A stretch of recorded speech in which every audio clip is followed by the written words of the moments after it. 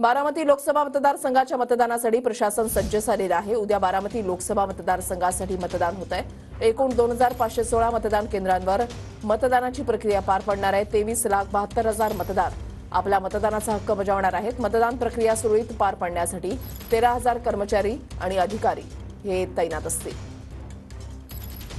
अभिजित पोते आमचे प्रतिनिधी आमच्या सोबत आहेत। अधिक माहिती जाणून घेणार आहोत। अभिजित,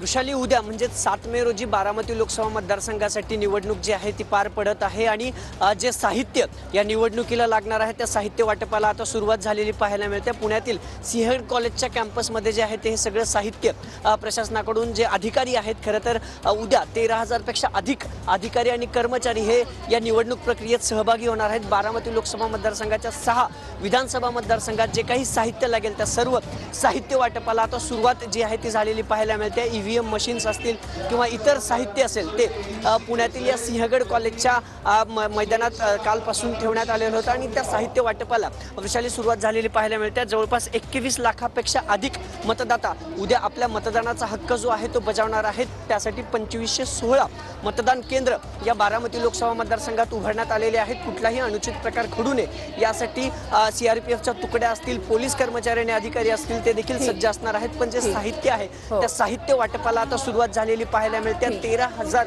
अधिकारी जे प्रशासनाचे अधिकारी आहेत ते या मतदान केंद्रावरती तैनात राहणार आहेत आणि त्यांना लागणारी ईव्हीएम मशीन आता होताना आपण पाहतोय। धन्यवाद अभिजित दिलेल्या